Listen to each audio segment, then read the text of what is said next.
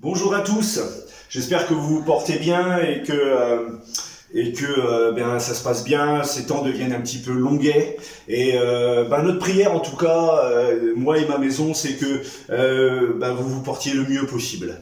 Que le Seigneur vous entoure de ses bras d'amour et vous encourage dans ces temps qui sont peut-être, comme je le disais à l'instant, un peu longs. Et on a hâte de pouvoir ressortir, se retrouver. Et dans la grâce de Dieu, ça va se faire. On croit que Dieu est bon. Et pour autant, nous gardons la joie, nous gardons la paix en Christ. Donc, je voudrais vraiment vous encourager ce matin. Vous encourager. Parce que Dieu nous invite chaque jour à l'adorer et à le bénir. Avant même je voudrais partager un temps de parole avec vous, un temps de partage de la parole de Dieu. Mais Dieu nous dit qu'il cherche des adorateurs en esprit et en vérité, et il veut vraiment bénir son peuple par des chants, par des prières d'adoration, par des supplications, des actions de grâce. Et je voudrais vraiment, avant de démarrer cette parole, je voudrais vous partager juste le psaume le plus court de la Bible qui nous invite à adorer Dieu. Et par la suite, là, nous allons avoir un temps juste avec un ou deux chants où nous pourrons adorer Dieu de tout notre cœur avant de partager la parole de Dieu. Je vous invite à prendre avec moi, et il n'est pas très long, il fait que 2 versets, hein, tout le monde le connaît, hein, le psaume 117 au verset 1. Puisqu'il y en a que 2 de versets, ça va être rapide, je le lis avec vous. Louez l'Éternel, vous, toutes les nations. Célébrez-le, vous, tous les peuples. Car sa bonté pour nous est grande et sa fidélité durera toujours. Louez l'Éternel. C'est-à-dire qu'en fait, nous ne sommes pas ici dans ma maison toutes les nations, mais nous avons envie de nous mêler aux nations de la terre pour l'adorer. En cet instant et en cette journée. Que Dieu soit béni. Bonjour à tous. Alors du coup on va enchaîner avec la louange en espérant que vous avez bien pris à cœur ce psaume, et si vous êtes prêts à louer tous ensemble avec nous, je pense qu'on va passer un bon moment ensemble. Amen.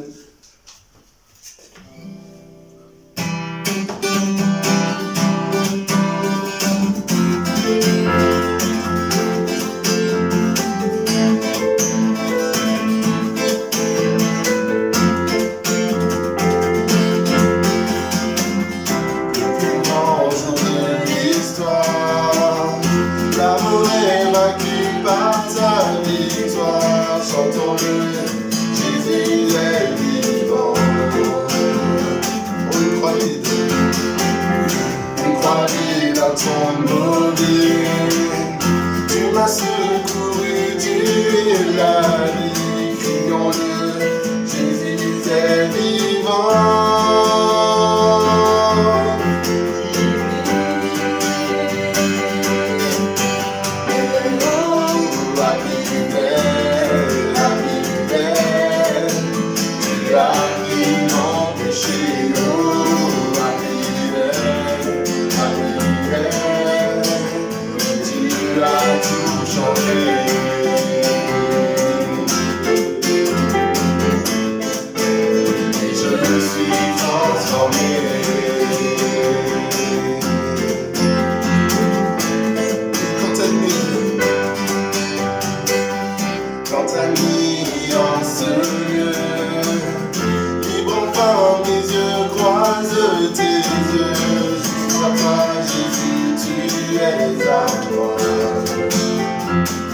Joie sans fin,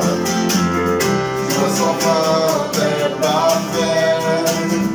La douleur fait place à la fête. C'est bon, Jésus est vivant.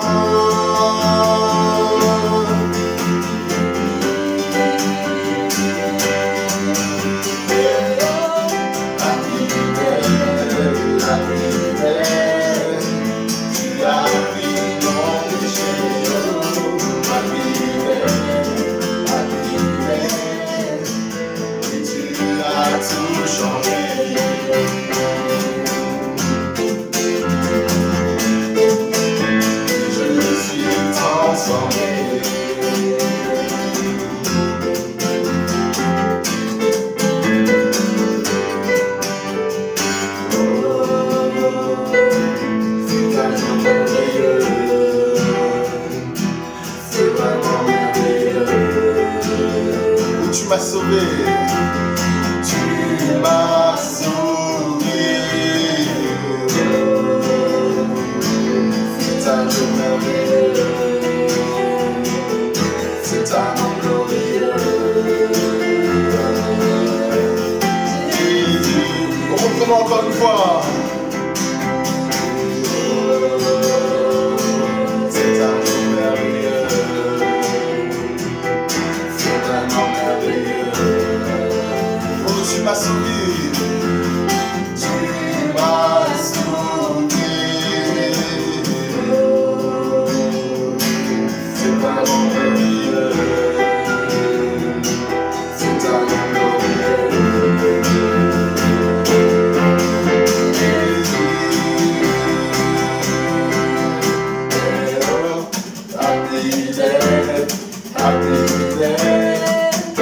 Tu as pris mon péché.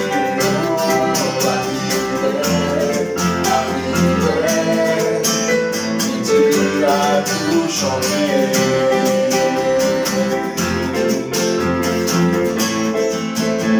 Je suis transformé.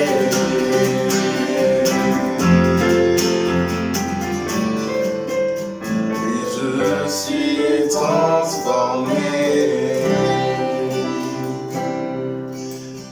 Alléluia. Merci Seigneur, nous sommes maintenant transformés, Jésus. Nous sommes maintenant, alléluia, oui, des enfants de Dieu, alléluia. Nous pouvons déclarer, Seigneur, que ce jour de joie, c'est un jour, alléluia, où nous venons célébrer ton nom. Nous venons encore, Jésus, proclamer que tu as tout changé, que tu as tout payé, Seigneur, à la croix. Oh Seigneur, quelle joie, Seigneur, que de savoir que nous avons un Dieu qui est vivant, qui est là avec nous, que la croix est vide, que le tombeau est vide. Alléluia, que tu n'es pas resté accroché, Seigneur, que tu es descendu, que tu es ressuscité, Jésus. Alléluia. Oh, tu es le Dieu merveilleux, le Dieu tout-puissant. Oh Jésus, oh Seigneur, merci. Alléluia. Nous voulons déclarer combien tu es grand, Jésus.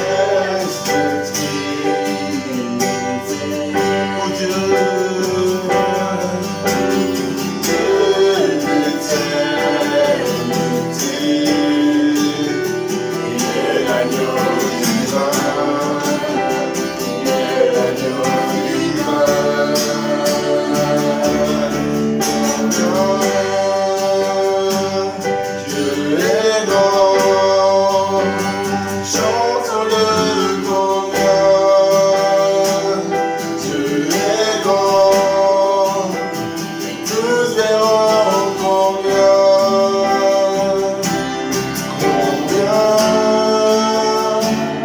tu es grand.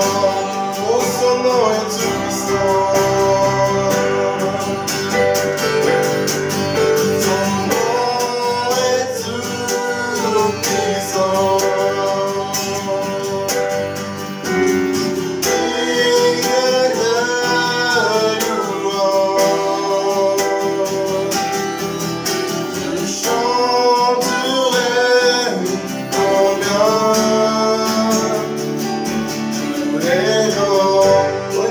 Son nom.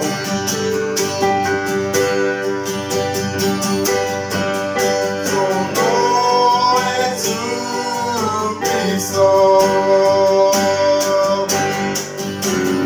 Digne de louange. Je chanterai combien tu es grand.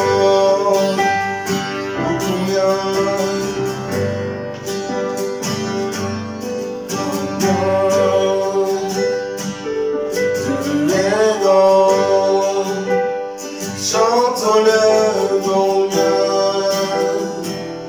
tu es grand, et tous verront combien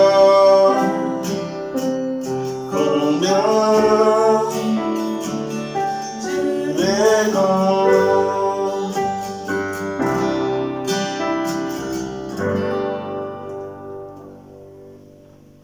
Amen. Voilà, c'était un bon moment où on chante, où on adore Dieu. On est toujours très heureux de pouvoir avoir des moments où, eh bien, simplement, même s'ils sont courts, on puisse toucher, eh bien, je dirais, un tout petit bout du pan de la robe du Seigneur. Vous voyez, cette onction dans la louange me rappelle que il n'y a pas longtemps, nous avons donc, certains ont prêché sur la croix, Lucas et Fred nous amènent des fois à réfléchir aussi sur la résurrection de Christ. Notamment la dernière petite vidéo que Lucas a faite nous a amené à réfléchir sur la résurrection du Seigneur. Même si nous faisons des partages courts, nous voulons rentrer dans la profondeur. Et cette résurrection du Seigneur nous fait réfléchir que bientôt, nous sommes dans un temps chronologique, hein, entre la croix et la Pentecôte, le Saint-Esprit donné sur cette terre, l'onction du Saint-Esprit.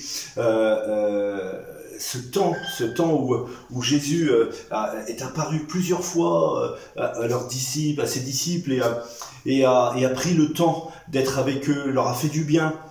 Et puis arrive tout d'un coup cette chambre haute et l'onction du Saint-Esprit sur nous. Et nous avons la possibilité aujourd'hui d'avoir un Christ ressuscité en nous. Nous pouvons rechercher son onction. Et combien d'entre nous cherchons à trouver l'onction?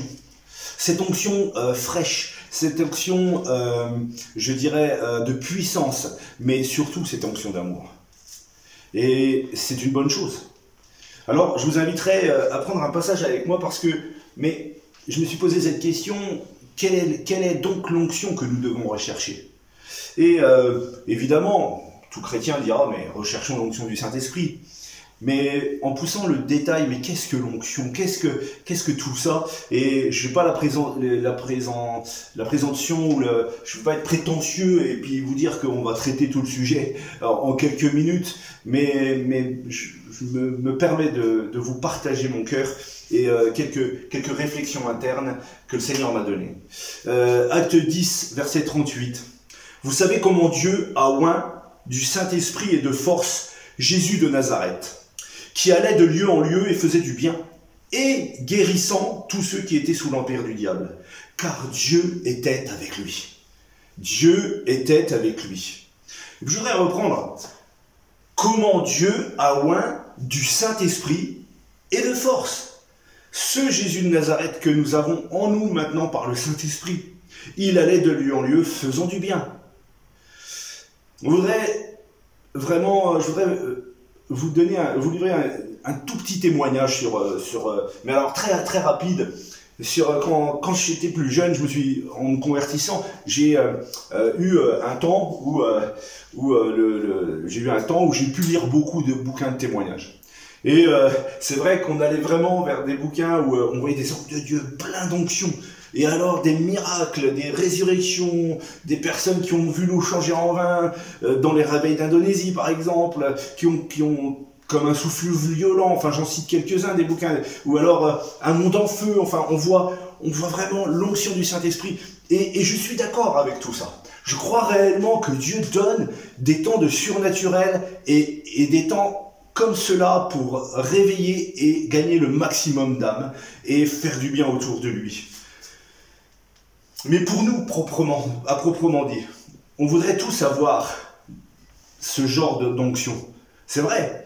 Guérir les malades, chasser les démons, ressusciter les morts, faire de grands exploits pour Christ, aller de lieu en lieu et voir la puissance de Dieu se révéler par d'innombrables guérisons, la puissance de Dieu, aller encore plus loin. Mais simplement, je voudrais revenir au verset qu'on a lu. Jésus lui-même a été oint du Saint-Esprit et de force, il est marqué. Et la première chose qu'il nous est dit, c'est qu'il allait de lieu en lieu, faisant du bien. Faisant du bien. Est-ce que cette onction qu'on reçoit du Saint-Esprit est encore celle qui nous permet de faire du bien autour de nous? Et pas simplement d'attendre des choses, je dirais, du domaine du surnaturel. L'essence mot du mot bénir, faire du bien, bénir, eh bien, c'est de vivre notre spiritualité d'une façon naturelle, d'être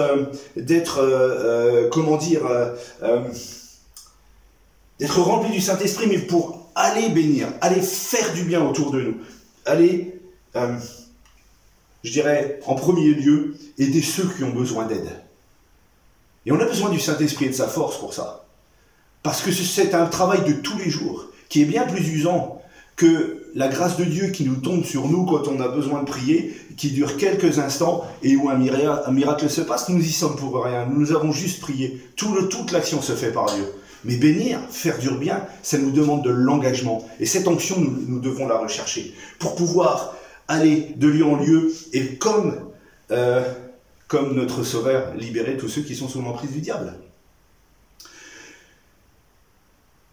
Des fois, on va hyper spiritualiser le mot onction.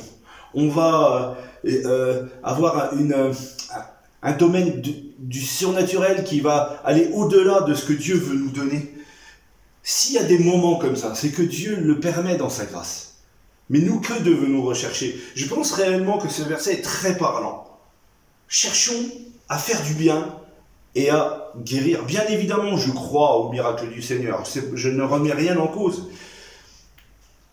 Mais, frères et sœurs, amis, tous ceux qui entendent, l'onction ne doit pas nous pousser à agir de façon bizarre et non naturelle. Je pense que Jésus-Christ, quand il passait de lieu en lieu, comme il est marqué, il était reçu d'une manière normale. Il vivait normalement avec les gens. Il rentrait, il soupait, il mangeait, il partageait avec chacun. Et dans ces moments, il priait et le surnaturel de Dieu arrivait. Mais nous ne voyons nulle part. Et toutes les fois où le surnaturel de Dieu arrive, ce sont des moments ponctuels où le Saint-Esprit le donne et après on continue à vivre et à bénir les uns et les autres. Frères et sœurs, il est peut-être temps de prier simplement pour rechercher l'onction, et je dirais d'une manière équilibrée. De rechercher l'onction pour que Dieu multiplie les hommes et les femmes pleins de force de l'esprit, comme il est marqué, ou loin de lui, pour que cette onction encourage, soulage, console, valorise, aide, va donner, va renforcer, va nous apprendre à aimer de plus en plus, pour qu'elle nous aide à travailler et à être des vecteurs de rafraîchissement dans l'Église de Christ. Et tout ça avec simplicité et humilité. Eh bien, vous savez, pour avoir toutes ces choses-là, déjà, il faut le surnaturel de Dieu, il faut que Dieu nous le donne. Recherchons cette onction. Comme notre Jésus qui a été oint du Saint-Esprit de force et qui allait de lieu en lieu faisant du bien. Oui, je voudrais juste vous dire quelque chose. Les hommes de Dieu sur qui demeure une onction, et il y en a plein. demeure une onction particulière dans des moments particuliers. Vraiment, ils ne passent pas leur temps à expliquer que c'est eux qui véhiculent une onction particulière. Si ces hommes de Dieu sont remplis de cette onction, c'est que Dieu leur en fait la grâce et cette onction leur est donnée. Et ces gens, quand ils passent dans vos vies, parce qu'il y en a beaucoup, quand ils passent dans vos vies, ils vous bénissent et ça reste dans votre cœur comme quelque chose qui est une expérience où des gens tout à fait normaux sont venus vous partager des moments avec vous et parce qu'une onction demeure sur eux, ils ont prié, on a été bénéficiaires de guérison, de délivrance, on a été bénéficiaires de gens qui nous ont consolés, comme je disais tout à l'heure, qui nous ont valorisés, qui nous ont aidés. Et je bénis Dieu pour ces gens qui ont cherché cette onction. Mais il serait temps que ce soit nous qui ayons cette onction aussi. Pour que nous allions de lieu en lieu et que nous bénissions, nous faisions du bien. Ces hommes de Dieu, je dirais qu'ils n'ont pas besoin de parler. Leurs fruits parlent pour eux. Leur façon d'être parle pour eux. Leur façon de vivre parle pour eux. Leur façon d'être avec leur famille parle pour eux. Vous savez, faire du bien, cette onction doit déjà bénéficier dans notre maison. C'est une petite parenthèse que je glisse. Afin que, déjà, les premiers à bénir et à qui on doit faire du bien, c'est notre foyer, notre épouse, notre mari, nos enfants. Cette onction est nécessaire. Mais je voudrais vous dire ceci en conclusion. S'il y a une onction à rechercher, c'est bien celle-ci, celle qui amène à faire du bien. Celle qui montre l'amour les uns pour les autres. Et là est toute l'importance de l'Église locale. Et qui se transforme et qui bouge et qui se vit ensemble. Pour l'instant, on est un petit peu bloqué, mais qui se vit aussi à travers les groupes de maison et qui se vit. Mais cette Église unie, ces endroits où les gens se réunissent pour à un moment donné, se faire du bien les uns aux autres. On a besoin de cette onction. Déjà dans ce domaine-là. On a besoin de cette onction pour aller faire du bien au dehors, dans notre voisinage. Dans le monde associatif, nous sommes la lumière de Christ, parce que Christ est en nous, et non pas parce que nous brillons de plein feu par notre intelligence. Nous avons besoin de tels hommes. Soyons de tels hommes. Soyons de telles femmes qui, comme Jésus, pouvaient aller de lieu en lieu pour annoncer la bonne nouvelle, en étant loin du Saint-Esprit. En guérissant, en délivrant, bien évidemment, mais surtout, en faisant du bien autour de nous. Assurément, le Seigneur va délivrer de l'emprise de l'ennemi. Assurément, le Seigneur vous accompagnera de sa puissance. Parce qu'il est marqué, à ceux-ci tous connaîtront que vous êtes mes disciples, de la façon dont on s'aime. Cherchons l'onction de l'amour de Christ pour faire du bien. Quelle est la façon la plus démonstrative pour montrer qu'on s'aime? Eh bien, c'est dans les moments où on se fait du bien les uns aux autres, tout simplement. Suivons l'exemple de notre Seigneur. Rappelez-vous ce verset. Dieu est avec nous comme Dieu était avec Jésus. Et il peut nous oindre, et il veut nous oindre, et il va nous oindre de Saint-Esprit et de force pour que nous allions de lieu en lieu, faisant du bien et guérissant tous ceux qui sont sous l'emprise de l'ennemi. Appliquons-nous à rechercher cette onction, car c'est celle que Dieu nous donne et c'est celle qui nous accompagnera chaque jour de notre vie. Frères et sœurs, soyez bénis. Prenez soin de vous.